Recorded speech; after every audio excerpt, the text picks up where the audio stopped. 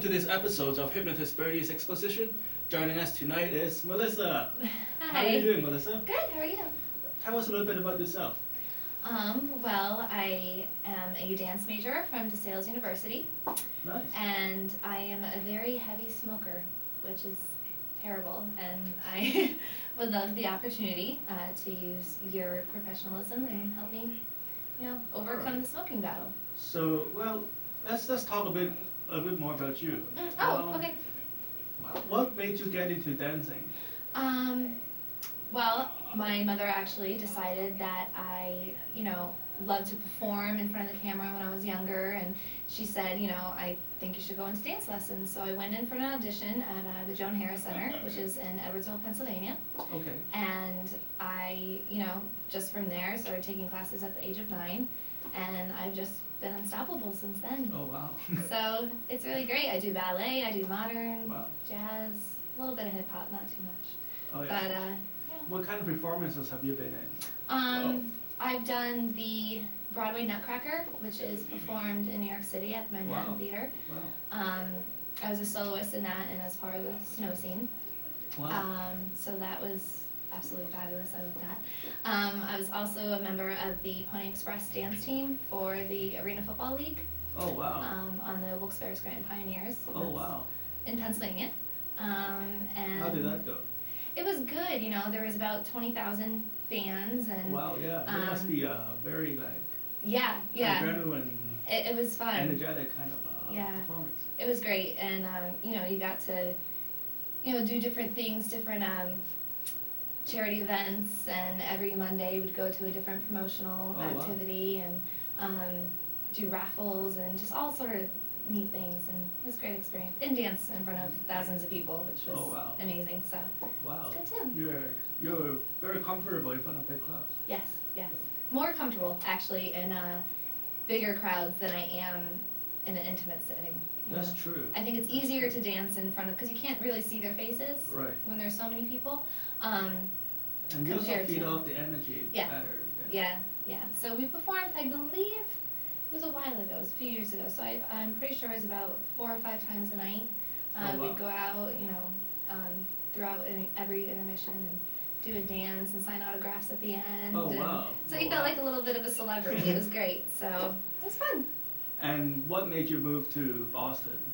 My boyfriend and I have been living together for about 2 years, and he got a great job opportunity out here. Okay. So we just decided to pick up and move, and it's been amazing. How do you like a little city? It's different. Of course, it's not as happening as in Pennsylvania. right. Pennsylvania is so great. It's a little bit different, but you know what? I live actually in Acton, so it's still very suburban. Okay. But it's very similar to Pennsylvania. It really is, surprisingly. I don't live in the cornfields, like in Lancaster. I'm more in the northeast region, so I'm right in between Philadelphia and New York City, so it's good. So no cows? No cows. I do know people that have gone cow tipping and all that, but I was never a part of that. But, you travel down the road 15 minutes and you could see some people going cow tipping and all the typical Pennsylvania things. So. Weekend activities. Yes, so. So how long have you been, aside from dancing, what else do you do? I've done a little bit of modeling. Nice. I just started getting into it. I've done a few promotions for different liquor companies. Nice. Because they need promotion, right? Right, they do need promotion. If you don't do that, people just stop drinking. Right. I mean, there's a lot of celebrities that say, drink this type of vodka, and everyone decides they want to go drink that vodka, so they do. So having models at a promotion event always helps. Nice. But I've been a bartender for 6 years, and that's what kind of made me branch out. You really know your liquor. I do. I really know it very, very well. It's not a model. It's more like an expert. Right. But you do have to know the product. And that's the difference between just being a pretty face and going beyond that and really knowing the product, and being able to sell it and explain, different aromas that come from certain brandies or anything like that, So I'm a mixologist. I don't want to say bartender, I'm a mixologist. So it works out. You could It's get your fun. own TV show with them. I should. Drinking with Melissa. Drinking with Melissa. We'll have a great time. Yes. So. Yeah. So tell us, what would you like to work on today? Like I said before, I've been smoking since the age of 13 technically, and so it's been quite some time, and it's terrible with my dancing. I don't have the endurance like I used to, Right. and of course it's bad for your health, and Plus you burn the guy next to you. burn the guy next to you, stains your walls, ashes. Burn down the sets. Right, or burn down the set, puffing your cigarette, so. You can't see the prompter. Right. I have no idea what's going on. But yeah, so I just, want to quit smoking. Okay. Anyway. Tell us, earlier you mentioned Starbucks. You've tried quitting before, and that was successful for a while. Right. And what do you think is your major obstacle? Just my willpower, I have to say, because the first few days I'll, have my cheering section, in the back of my head going on for myself, and after a while I just start thinking, well, if I just have one cigarette, it won't be too bad, So I think just really staying focused and believing that I don't need it anymore, because I know, I've gone a week's period of time or 2 weeks period of time, so I know the nicotine's no longer in my system. I know it's completely out, so the whole battle's just all within myself. But even that, if I'm at a restaurant. So I guess we can readjust the statement, right? It's not like you're trying to quit smoking, you want to stay off smoking, right? Like you have no problem quitting. Right. And you have no problem lasting the withdrawal, chemical withdrawal. Yeah, so that's it's true. more about persistence Mm-hmm. and consistency on staying off smoking, right? Right. I mean, with any drug, whether it be alcohol or, anything harder, they always say it's easy to, well, I wouldn't say easy, but it's easier to quit. Right. But like you said, the relapse or, Right. it's not so as severe, but at the same time, staying off of it is one of the hardest things. Let's move away from the word drug, right? It is obviously not drug that is. Right. That is the issue here, right? Right. A, drug is out of the system, and B, if you keep using that word, it takes the power away from you. That's true. It's like the word addiction, right? It's like, I'm not a big fan of the word because it sort of takes the power away from you Right. to change your course of your behavior Mm-hmm. and put it onto an expert who just sort of like put meaning into that word, right? Right. Yeah. I never thought of it that way. So, all right. So now it's like changing a habit. Mm-hmm. So let's go back to where we started. What do you think is stopping you from keeping you off? You know what? I really honestly, I find myself making excuses. I think Okay. that's the biggest thing. I just, will find any reason to say that it's okay for me mentally to go back. I think I can't really pinpoint it. I wish I knew better. When was the last time you started smoking again? Well, last time I had a cigarette, or the last time I tried to quit and then went back. Right. Well, let's not use the word went back. Okay. Because like we talked in the Starbucks, we live in the moment, right? Like True. You're always starting something. Right. It's not like you're going back to something. You're starting smoking again, right? Right. Yeah. So I would say about 2 weeks maybe was the process ago. I started smoking again. Okay. But I only lasted about a day without it, maybe a few hours. Okay. Well, what's going through your mind then? I think I concentrate too much on the process rather than me just letting it be and being without it. Do you feel it is an issue of you identifying yourself as a smoker, not smoking? Or like, I don't smoke, right? Mm-hmm. And I don't walk around thinking, why shouldn't I be smoking? Right. So do you think it has something to do with how you see yourself as a person? I always, I kind of contradict myself in a way, because I look at non-smokers and I wish, that maybe I would have the mentality to be a non-smoker. But then on the same end, I look at it and What do you I think can't a picture non-smoker myself. will do? Well, I guess Well, they the just exercise live here, what we want to try to do is, I don't want to use like hippie terms of positive psychology or whatever. Right, But we right. want to put it in a positive mode, as in something you can act on, Right. as a negative mode, and it's something you want to avoid, right? If you're always avoiding smoking, then you'll always go back, because to avoid to do something, you must first have that thought, right? Right. So today will be your first day, because every day is your first day. Right, right. of doing something, right? Like today will be your first day of living life as a non-smoker. What do you think you need to change your mental processes for that to happen?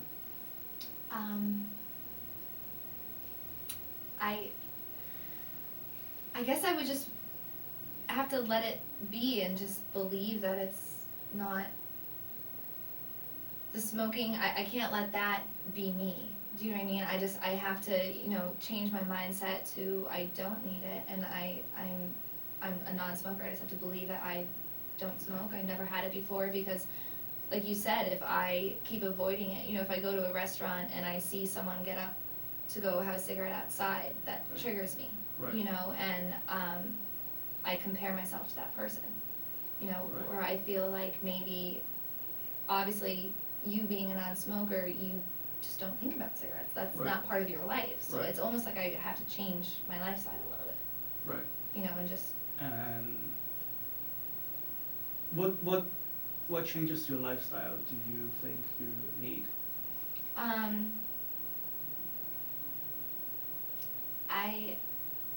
You just have to start over. Well, give me something that you can do like tonight, change your lifestyle. Like actionable work. I mean, I would have to, take my cigarettes, throw them away, get rid of my ashtrays, get Right. anything that's going to be a trigger for me. If I Right. see a lighter, just throw away my lighters, throw Right. away anything that's going to make me think, maybe I could go have one. Right. Speak to my boyfriend, since we do live together and he's a smoker. Don't speak to him, just throw his stuff. Right, just throw stuff away. Well, he would. He's actually the stronger Right, one. right. He's the stronger part of it. He's always, gung-ho about quitting smoking, and I'm the one that Right. says, well, maybe we could have one more. So, you have to have a support group, and I realize that, and I know he'll support me. So I think throwing away the cigarettes, getting rid of the Right. ashtrays, everything else just needs to be gone. Right. So. You're gonna do that tonight, right? Yes. Well, the hypnosis part is going to get you through a lot, right? But you still have to make an effort. Mm-hmm. Like, what other situation do you usually encounter when you go and have a smoke? For me, it's all that I know. I don't, being 13 to 25, so for me, it's more of that habit issue. And maybe instead of, after I eat, the first thing I do is light up a cigarette. So instead, maybe I would have to change and go for a walk instead, and replace what I would normally do for a cigarette and do it into a positive thing, like walking or jogging or eating an extra You're not piece of going cake. to go jog right after dinner. Well, on the treadmill, you could go have a jog, a brisk walk, Okay. maybe. Well, is that realistic though? Well,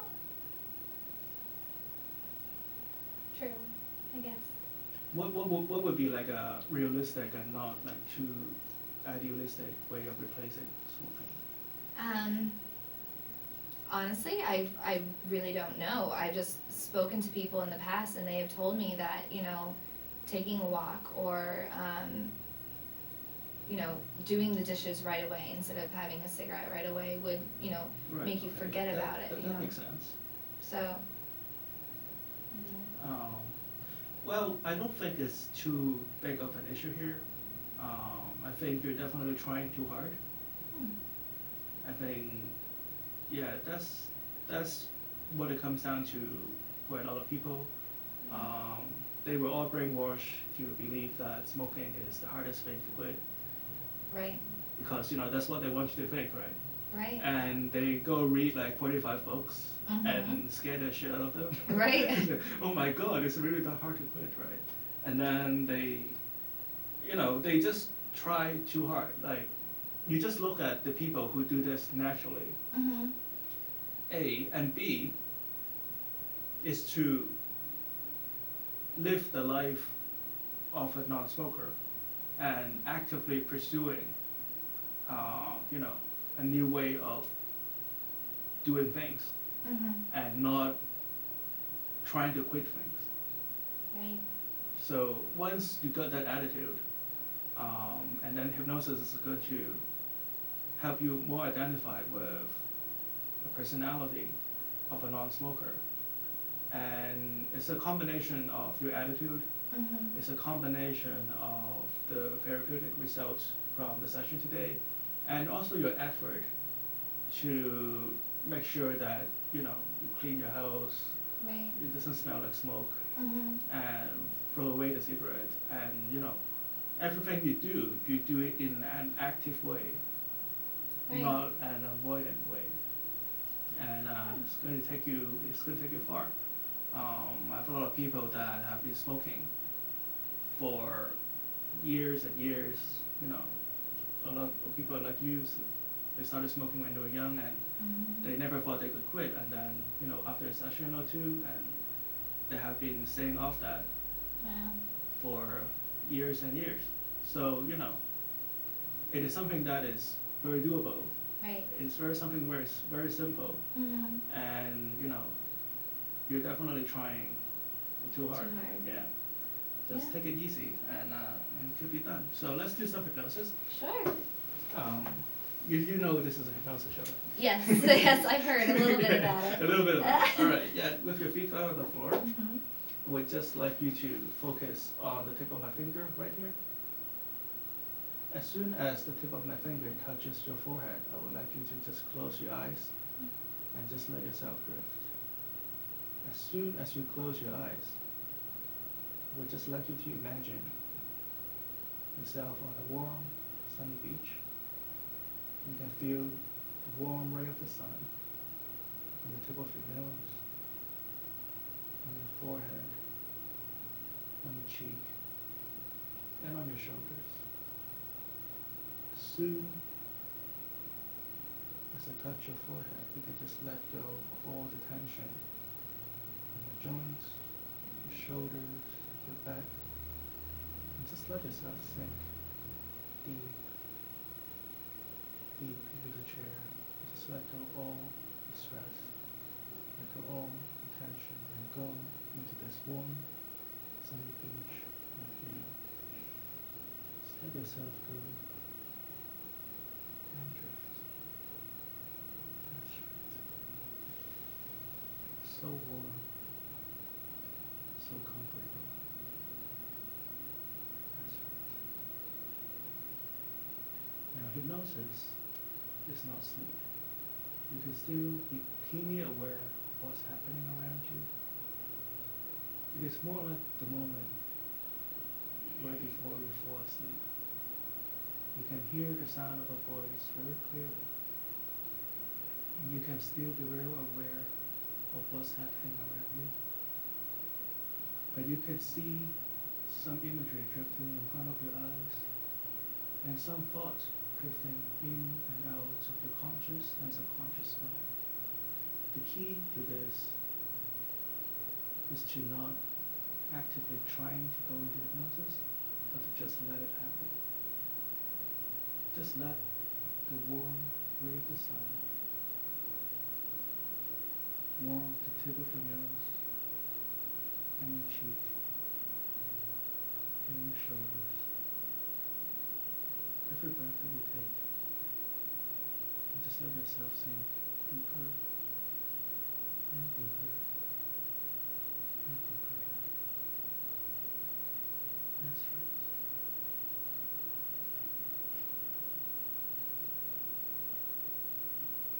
That's right.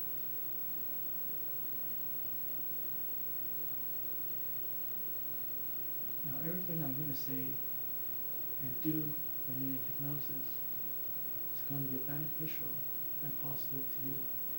And in return, I would like your 100 cooperation. Is that okay? Mm-hmm. Okay. At the count of 3, I want you to open your eyes again and stare at the tip of my fingers.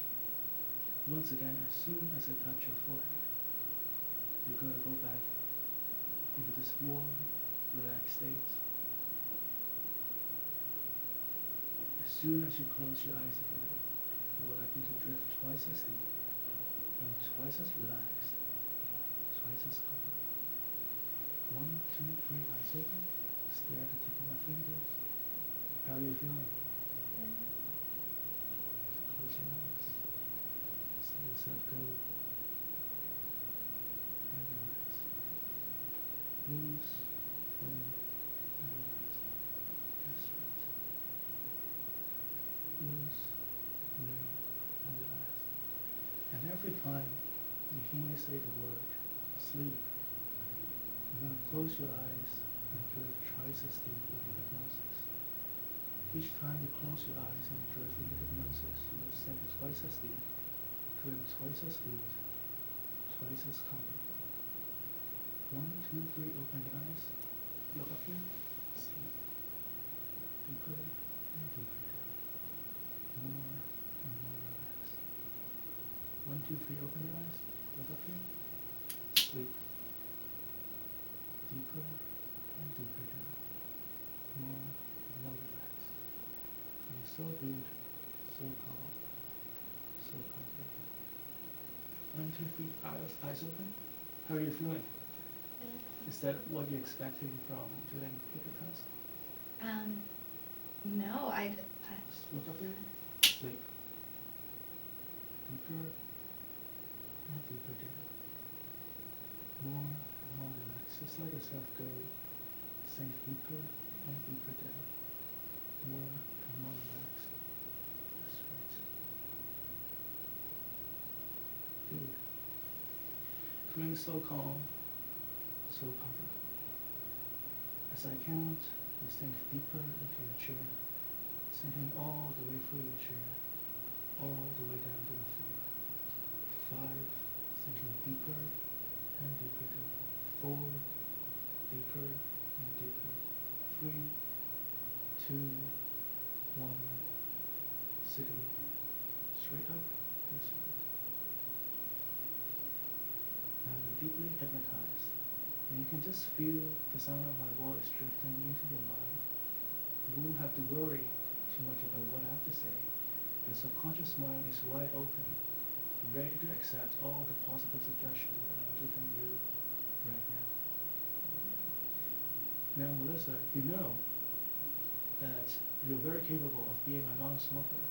You have done this before, and you have been doing this very well. I would like you to just imagine yourself as a non-smoker, Melissa. You don't have to consciously able to picture every detail. Your unconscious mind is very easy and able to picture that. I'm going to count from 1 to 3. When I reach number 3, I would like you to just see yourself in your unconscious mind, transforming into that non-smoking Melissa. Someone who is strong-willed and capable. Someone who has a lot of willpower, a lot of confidence, a lot of self-esteem. When you go home, you will find it very easy to just throw away all the smoke, all the lighter, all the ashtray. And from now on, you'll become the non-smoking Melissa.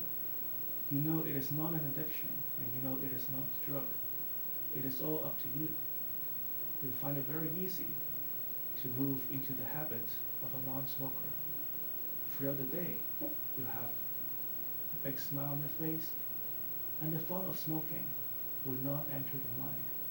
In fact, any thoughts of smoking or lighting a cigarette will just drift out your mind right now. That's right. And if your body, your fingers, your nose, your lips still hold on to any thoughts or behavior or emotions relating to cigarettes, you know you can let them go right now. That's right. Now we're going to count from 1 to 10. When I reach the number 10, you can come back to this room, you feel great, and you feel amazing. You feel like all the stress and all the negative emotion has just left you, and instead you're filled with all the joy and optimism and the confidence to start a new life as a non-smoker as of right now. 1, 2, 3, 4, 5, 6, 7, 8, and whenever you're ready, 9 and